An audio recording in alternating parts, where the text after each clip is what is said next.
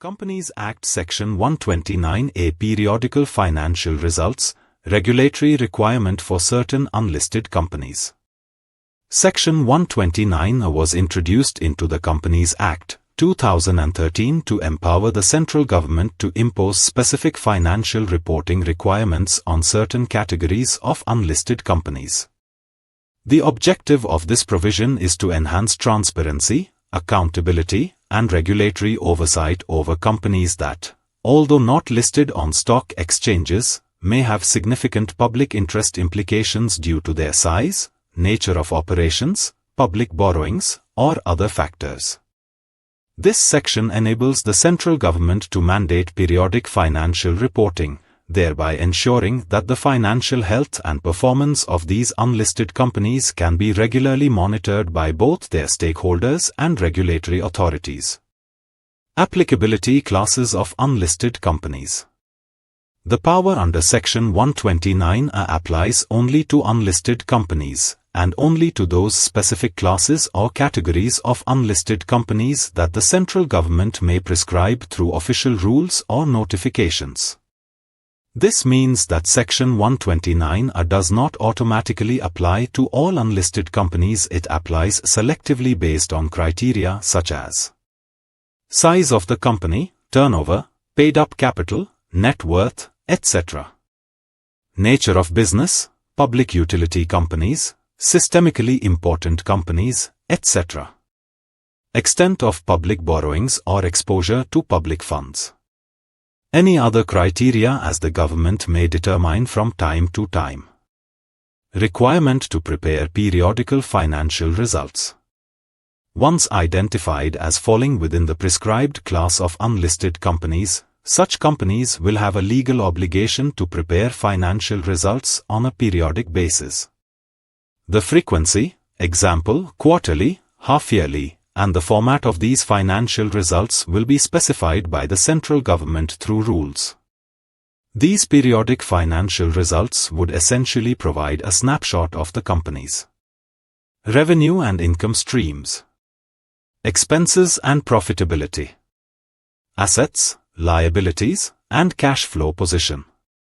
This provision ensures that there is a consistent flow of financial information to relevant stakeholders, including regulatory authorities, lenders, creditors, and others with a vested interest in the company's performance. Approval by board and audit review process. The periodic financial results prepared by the company must not only be prepared but also 1. Approved by the board of directors. The board of directors of the company is statutorily responsible for reviewing and approving these financial results. This requirement ensures that the company's leadership takes direct ownership of the accuracy and completeness of the financial information submitted. 2. Subject to audit or limited review.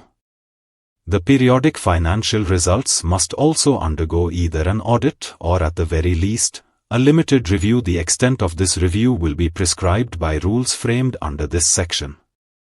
This review is typically performed by the company's statutory auditors or other qualified professionals, as defined in the applicable rules. This dual requirement of board approval and independent review enhances the reliability of the financial data submitted and reduces the risk of misrepresentation or fraud. Filing with Registrar of Companies. Once the periodic financial results have been prepared in the prescribed form, approved by the board, and reviewed audited as required, the company must file a copy of these results with the Registrar of Companies, ROC. Timeline for filing. This filing must be completed within 30 days from the end of the relevant period for which the financial results are prepared, example, within 30 days of the end of a quarter if quarterly results are required. Prescribed fees. The filing must be accompanied by the applicable filing fees, which would be specified under the relevant rules. Objective and rationale. The introduction of Section 129A reflects the government's intent to strengthen financial transparency and corporate governance in the unlisted corporate sector, particularly for larger companies or companies with substantial public interest exposure, such as those with large borrowings from public financial institutions. Periodic reporting ensures that early warning signs of financial distress, mismanagement, or fraudulent practices can be identified in a timely manner by regulators. It also helps protect the interests of creditors, lenders, investors, employees, and other stakeholders who rely on timely and accurate financial disclosures. For more details, contact us.